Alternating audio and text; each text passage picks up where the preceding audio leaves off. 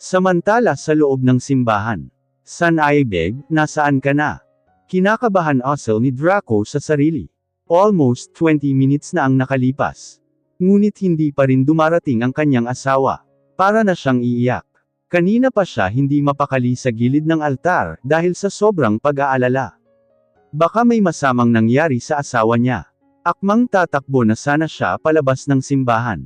Nang bigla namang bumukas ang pinto nito, at iniluwa ang katawan ng asawa niya.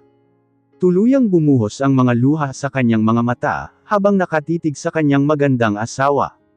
Agad na pumailan lang ang kanilang theme song na Till Death Do Us Part, at naging hudyat yun upang magsimula ng magmarcha si Sanaya. Habang tinatitigan niya ito, napansin niyang parang nag-iba ang wedding gown na suot niya. Hindi kasi ito ang wedding gown na pinagawa niya. Mukha lang silang magkapareho, pero halata pa rin niya ang pagkakaiba. Hindi na lang niya ito binigyan ng pansin, dahil ang importante sa kanya ay ang makasal sila. Agad siyang naglakad at sinalubong ang asawa sa gitna ng aisle, na ngayoy nakahawak na sa kamay ng lolo at lola niya. Nagbigay galang muna siya sa mga ito, bago kinuha ang kamay ng asawa na nakahawak ngayon sa lolo niya. "Babe, sa wakas asawa na talaga kita," nagluluhang sabi niya sa asawa, habang nagmamarcha na sila papuntang altar. "Ako rin babe," maluha-luha ding sagot ng peking Sanaya aka Sandra. Saglit namang natigilan si Draco sa boses ng kanyang asawa, ngunit hindi na lang niya ito binigyang pansin, at nagpatuloy na lang sa paglalakad papuntang altar. Di nagtagal sinimulan na rin ng pari ang seremonyas ng kanilang kasal. Habang nasa kalagitnaan ng seremonyas ang pari, hindi alam ni Draco kung bakit parang hindi buo ang saya na nararamdaman niya. Parang may kulang sa pagkatao niya, na hindi niya maipaliwanag. Masaya siya na parang nalulungkot, kinakabahan, bagamat excited, outraged na parang hindi. Hindi niya talaga alam kung ano ang nangyayari sa kanya. Marami siyang nahahalata na mga pagbabago ngayon sa Sanaya na katabi niya. Una, naging matapang ang pabango nito. Pangalawa, parang mas naging intimate ito sa kanya, hindi yung typical na nakasanayan na niya na shy type ito. Nasa ganun siyang sistema, nang maramdaman niyang ginagap ni Sandra ang kanyang kamay. Agad naman siyang ngumiti, at nakabalik sa sarili niyang katinuan. Narinig niyang tinanong siya ulit ng pari. "Draco, do you promise to love, honor, cherish, and protect her, forsaking all others and holding only onto her forevermore?" "I do," parang napipilitang sagot niya, na ikinagulat naman ng lahat, lalo na ng kanyang mga kaibigan na sina Asher, Axel at Aiden. "We will now exchange rings as a symbol of love, and commitment to each other. Rings are a precious metal, they are also made precious by you wearing them. Your wedding rings are special, they enhance who you are. They mark the beginning of your long journey together. Your wedding ring is a circle, a symbol of love never ending. It is the seal of the vows you have just taken to love each other without end. Draco, place the ring on Sanaya left hand and repeat after me." Agad naman niyang sinunod ang sinabi ng pari Sanaya, "Please wear this ring, as a sign of my love. That I have chosen you above all else. With this ring, I thee wed." Di mapapantayan ang saya na nararamdaman ni Sandra, habang sinusuot ni Draco ang singsing sa daliri niya. "Sorry ka na lang Sanaya, dahil ako na ngayon ang papalit sa trono mo, bilang asawa ng isang Draco del Fuego," sa loob-loob niya. Agad rin niyang ginaya ang sinabi ng pari, ipinasuot na rin niya ang kumikinang na singsing sa daliri ni Draco. Draco POV. Alas 10 na ng gabi, ngunit hindi pa rin ako dinadalaw ng antok. Ilang buwan na rin, mula nang kinasal kami ni Sanaya, ngunit hanggang ngayon hindi pa rin ako nagkakaroon ng kagustuhan na maangkin siya. Ewan ko ba, sa tuwing nagtatangka akong angkinan siya, pakiramdam ko ang nakikita ko ay si Sandra. Ayaw kong isipin ng asawa ko na pinagdududahan ko siya, ngunit kahit anong pilit ko sa aking sarili, parang namimiss ko talaga ang dati kong asawa. Ang lahat-lahat sa kanya, ang Sanaya na kasama ko ngayon. Ibang-iba siya sa Sanaya na minahal ko noon, kahit ang pag-uugali niya malayong-malayo sa Sanaya na nakilala ko, bago pa man kami ulit kinasal. "Babe, hindi ka pa ba matutulog? Kanina pa kita hinihintay sa kwarto natin, Agad akong nakabawi mula sa malalim na pag-iisip, nang maramdaman kong niyayakap ako ni Sanae sa aking likuran. Hinalikan niya ang leeg ko, ngunit parang wala pa rin ako ganang gumanti, kahit sa mga yakap niya man lang. Tinanggal ko ang kamay niya, na nakayakap sa aking leeg, at nakita ko kaagad ang tampo sa kanyang mga mata. Babe, nag-iba ka na talaga sa akin. Halos gabi-gabi na lang, umiinom ka. Dati kapag ganitong oras ng gabi, nag-aaya ka na sa akin, dahil gustong-gusto mo nang angkinan ako, ngunit ngayon simula ng kasal na tayo, hindi mo pa rin ako inangkin. May problema ba tayo babe? Mangiyak-ngiyak na tanong sa akin ng aking asawa. Pasensya ka na babe, pagod lang ako ngayon. Sandali lang ha, puntahan ko muna ang quadruplets sa kwarto nila, pagdadahilan ko sa kanya. Babe, natutulog na sila ngayon. Hayaan mo na lang sila sa bagong nurse, na nag-aalaga sa kanila. Isa pa ito sa pinakaayaw ko ngayon sa kanya, dahil malayo na ang loob niya sa mga anak namin. Madalas pa niyang pag-alitan sina Alaric at Adira, na dati hindi naman niya ginagawa. Wala na yung dating Sanaya, na laging inuuna ang mga anak bago ang sarili niya. Pagkatapos kasi ng kasal namin, ay saka naman umalis si Diana. Hindi ko alam kung bakit bigla siyang umalis, basta ang reason lang niya, dahil pinagseselosan daw siya ng asawa ko. Kaya ngayon, mas lalo akong nahihirapan, dahil maliban sa hindi pa sanay ang mga anak ko sa bagong nag-aalaga sa kanila, naninibago na rin ako, dahil wala na ring time si Sanae para alagaan sila. Mas gugustuhin pa nitong ginugugol ang oras niya sa kanyang kumpanya, kaysa ang makasama ang mga anak namin. Agad na akong tumalikod sa kanya, at diretsyong pumasok sa silid ng aming quadruplets.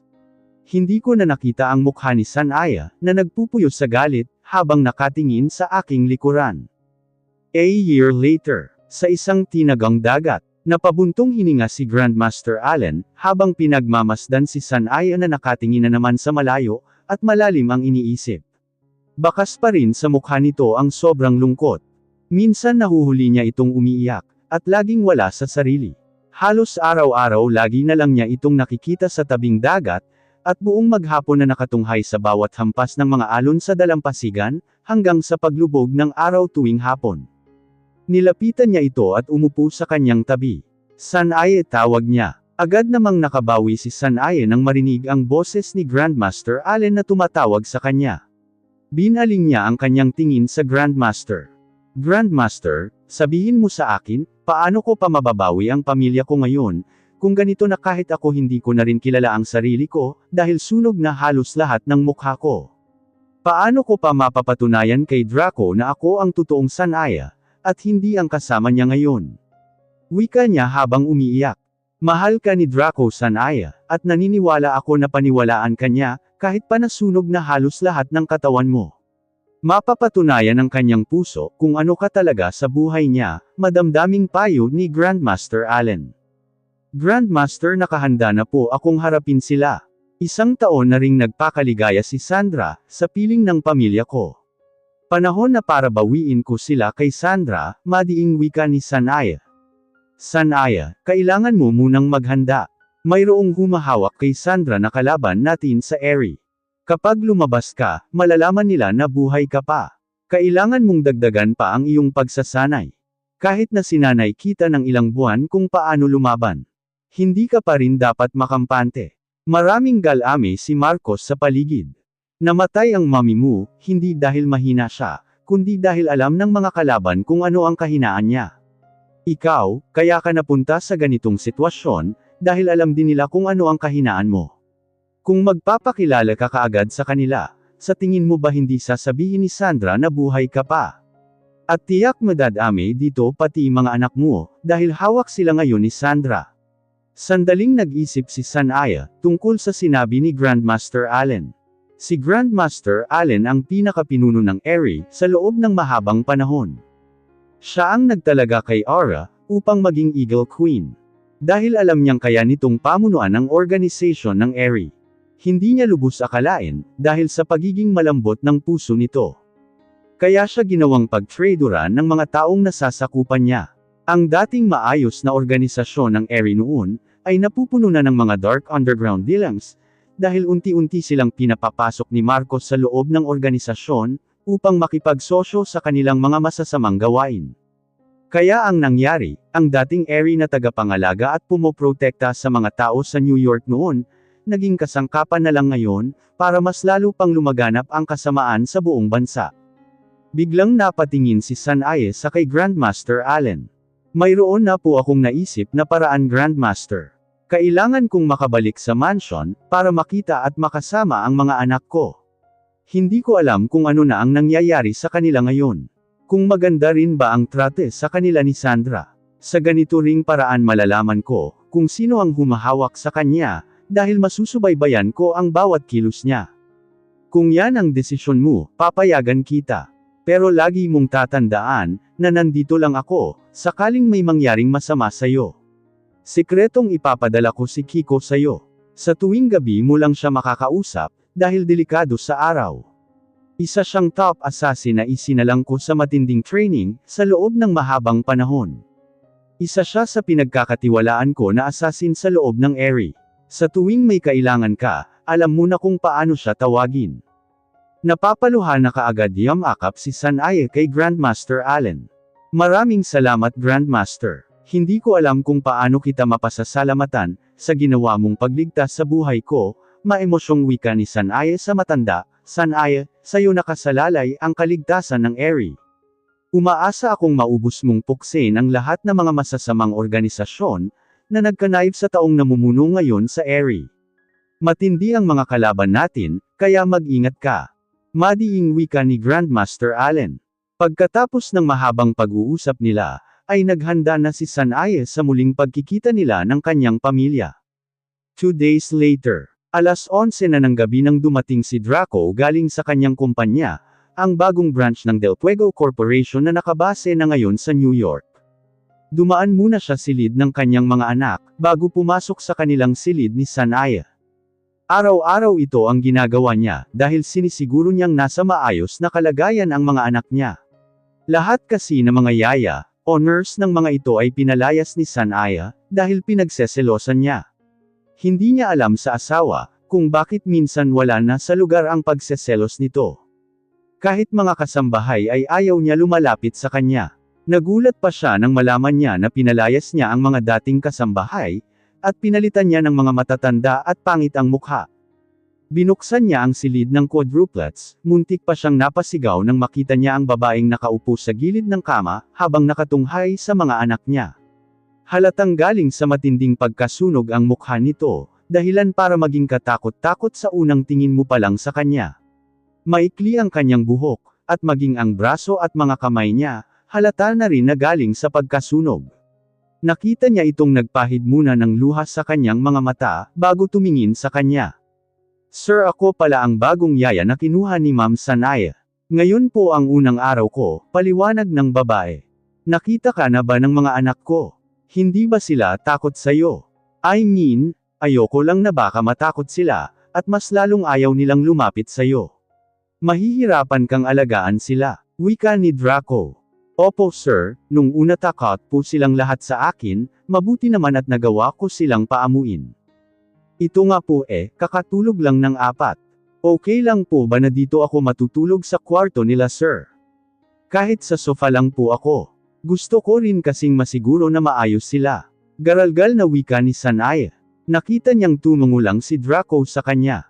Pilit niyang kinokontrol ang sarili na yakapin ang asawa, at aminin na siya ang tunay na Sanaya, at hindi si Sandra.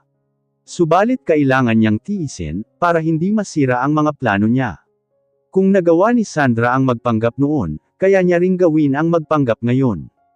Salamat po sir. Agad na siyang tumalikod kay Draco, at nagkunwaring magtitimpla ng gatas. Lalabas na sana si Draco, ngunit agad siyang natigilan, nang makita ang nakatalikod na babae. Kung hindi niya siguro kasama ang asawa niya ngayon, malamang nayakap na niya sa likod ang babaeng ito. Parang may kung anong humihila sa puso niya, nalapitan ito at yakapin. Ano ba ang nangyayari sa kanya? Bakit sa tuwing kasama niya ang asawa niya, hindi na niya ulit naramdaman ang ganitong pakiramdam, ngunit sa babaeng ito na nakatalikod sa kanya, hindi niya maintindihan kung bakit nagkakaroon siya ng pagnanasa na maangkin ito. Nababaliw na yata siya. Ipinilig niya ang kanyang ulo, at nagmadaling lumabas ng silid. Pumasok siya sa kanilang silid, at nakita niyang mahimbing na ang tulog ng kanyang asawa. Habang binubuksan ang dressing room, napatingin siya sa CCTV monitor, na konektado sa silid ng quadruplets. Nahagip ng kanyang mga mata, ang katawan ng babae na nakaupo pa rin sa kama. Buong pagmamahal na hinihimas nito ang bawat pisngi ng mga anak niya. Makikitang panay ang pahid ng sariling luha nito sa mga mata, habang iniisa-isang halikan ang noo ng mga kambal. Nalilito siya sa inaakto ng bagong yaya ng mga anak niya. Parang malalim ang pinagdadaanan nito. Siguro baka may anak din siya, at namimiss niya lang ang mga ito.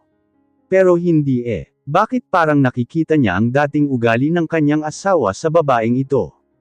Ipinilig niya ang ulo at agad na nagbihis. Binura na lamang niya ang mga guni-guni sa kanyang isipan, at agad na siyang humiga at tuluyan ng nakatulog. Kinabukasan, "Mommy, tama na po. Nasasaktan po ako." "Aray, Mommy, masakit." Napasigaw sa iyak si Adira, habang pinapalo ng hanger ng peking mommy niya. "Mommy, tama na po," nasasaktan si Adira. "Ako na lang po ang saktan nyo. Maawa po kayo sa kanya." Saway ni Alaric sa ina, habang hinihila si Adira at nilagay sa likod niya. "Isa ka pa ha, gusto mo rin masaktan. Ilang beses ko nang sinasabi sa inyo, na sa lahat ng pinakaayaw ko ay ang naliligo kayo sa dagat. Bakit ba ang tigas ng mga kukuti ninyo ha?" Sigaw ni Sandra, habang patuloy sa pagpalo ng hanger kay Alaric. Lihim naman itong napaiyak, dahil sa sakit ng pagpalo sa kanya. Halos mag-iisang taon na rin na ganito lagi ang ginagawa sa kanila ng mommy niya. Hindi niya maintindihan, kung bakit simula nang kinasal sila ng daddy niya, ay naging malupit na ito sa kanila. "Naku ma'am, wag po, maawa kayo. Ako na lang ang saktan nyo, huwag na po yung mga bata. Kawawa naman po sila." Parang maiiyak na pagmamakaawa ni Sanae. Narinig niya kanina ang umiiyak na sigaw ni Adira, kaya napatakbo siya sa pagbaba sa hagdan, upang mapigilan si Sandra sa patuloy na pagpalo sa dalawa. Puno ng galit ang kanyang nararamdaman ngayon, dahil sa nasaksihan niya. Parang hinihiwa ang kanyang puso, nang makitang sinasaktan ng ibang tao ang mga anak niya. Kahit minsan hindi pa sila nakaranas na masaktan niya, tapos ang babaeng ito, ang lakas ng loob niyang saktan sila. "Ah, ikaw na pangit ka, ang lakas ng loob mong sumali sa laro namin ng mga anak ko. Baka gusto mong dagdagan ko yung kapangitan ng mukha mo." Sarkastikong wika ni Sandra sa kanya. Anong kaguluhan ito? Napalingon silang lahat, nang marinig ang baritonong boses galing sa pintuan ng mansyon. Agad na tumakbo ang dalawang bata, at yamakap sa kanilang ama habang umiiyak. "Daddy." "Sanae, babe, ano na naman ito?" Naiiritang tanong ni Draco sa peking asawa. "Babe, nakita kong sinasaktan ng babaeng yan ang mga anak natin, kaya agad kong kinuha ang hanger sa kanya. Tingnan mo nga bago pa lang, ang lakas na ng loob niyang saktan ang mga anak mo." Nagulat pa si Sanae, dahil siya ang pinagbintangan ni Sandra. Ang galing talaga sa pagpapanggap ang babaeng ito. Nakita niyang nakatingin si Draco sa kanya, waring inaaral ang kanyang reaksyon, kung totoo nga ang sinasabi ng kanyang peking asawa. "Totoo ba na sinasaktan mo ang mga anak ko?" Halata ang galit nito sa kanyang mga mata. Nakita niya ang kanyang mga anak na naaawa, habang nakatitig sa kanya. Kung hindi siya aamin, siguradong ang mga anak niya ang tatanungin ni Draco. Kapag nangyari yun, aaminin nilang si Sandra ang nanakit sa kanila, dahil hindi sila marunong magsinungaling. Paniguradong sasaktan na naman sila ng kanilang peking ina, sa tuwing wala ang daddy nila, at ayaw niyang mangyari yun. "So sorry po sir. Nadala lang po ako ng galit ko. Hindi na po mauulit." Ang naging sagot na lang niya kay Draco, na ipinagtataka naman ng dalawang bata. "Talagang huwag na huwag mo nang ulitin yun, kung gusto mo pang mabuhay. Sa lahat ng ayaw ko yung sinasaktan ang mga anak ko. Kahit kailan hindi pa sila napagbuhatan ng kamay ng aking asawa, tapos ikaw ang lakas ng loob mo na saktan sila. First and last warning ko na ito sa'yo. Sa oras na malaman ko na sinasaktan mo ulit ang mga anak ko, sisiguruhin kong pagkabukas sa basurahan ka na pupulutin." Galit na sigaw ni Draco sa kanya. Mas okay na yung ganito na siya ang nasasaktan, wag lang ang mga anak niya, tiis-tiis lang muna mga anak, Gagawin ni Mommy ang lahat, para hindi kayo masaktan ng kinikilala niyong ina. Gagawin ko ang lahat para pagbayarin si Sandra sa lahat ng kasalanang ginawa niya, pangako ni Sanae sa sarili.